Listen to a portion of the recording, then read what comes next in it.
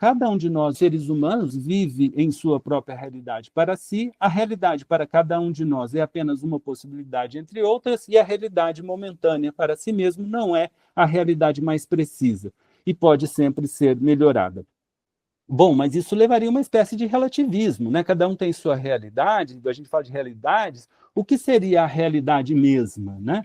E aí que vem o conceito de razão, que é a realidade mais ampla, que pode abranger todas as filosofias, com todas as possíveis realidades para cada um. Ora, se eu estou descrevendo a minha realidade e ela tem essas diversas filosofias, essas diversas realidades de cada um, a própria realidade tem que ter essas diversas filosofias, se eu quiser compreender o que é a realidade. E por que razão? Porque se são filosofias, são inteligíveis, podem ser compreendidas, e eu posso compreender a relação entre elas. Então, nesse sentido de chamar essa totalidade de razão, um pouco também por causa de Hegel, mas não vou trazer isso aqui, porque eu teria que mostrar a relação, né, com o conceito de razão em Hegel, mas então, essa seria a realidade com R maiúsculo, que, portanto, coordena essas diferentes realidades. E o que cada um vê na sua realidade é o ponto de vista dele dessa realidade mais ampla, que tem várias filosofias e várias construções. E isso nos leva ao conceito de espírito, que é o quê?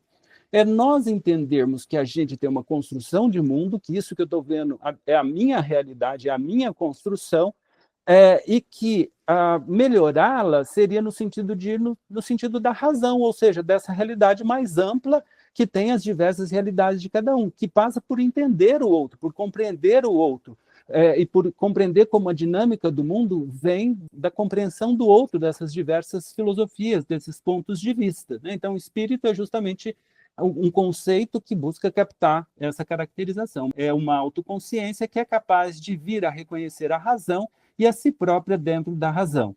E, nesse sentido, todos somos espíritos, querendo ou não querendo, assumindo isso conscientemente ou não. Todos nós temos uma construção de realidade, e ela não é a última seria o que está sendo chamado de razão. A gente precisa construir nossa filosofia e nossa realidade rumo à razão, e nos relacionamos com outros espíritos. E vivemos, portanto, numa relação de espíritos que é algo concreto e não algo fora daqui. Espíritos é baseado também na filosofia hegeliana. Por fim, para terminar, a própria razão pode ser vista como um espírito, né? Porque o que é o espírito? Uma autoconsciência no interior da razão, que seria a compreensão máxima. Ora, mas essa compreensão máxima, se ela é máxima, ela é também compreensão de si própria. Então, a razão pode ser vista como a autoconsciência suprema. Isso significa dizer que melhorar a nossa filosofia é caminhar cada vez mais em direção a essa autoconsciência suprema, né? Depois a gente pode discutir os estatutos disso. Isso tem uma certa importância aqui, principalmente em relação a discutir como o ser humano entende religião e etc., mas não vou trazer isso aqui.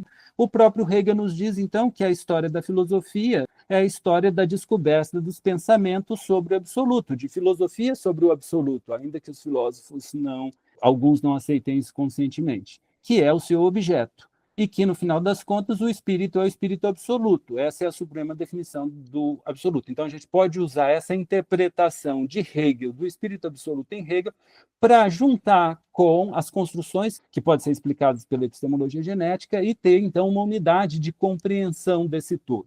E, por fim, então, filosofia com F maiúsculo, aquela que eu falei que se aproxima do que o Hegel pensa que é filosofia, é a atividade de elaboração de uma série de filosofias que buscam cada vez melhor expor a razão, ou mais propriamente o espírito absoluto.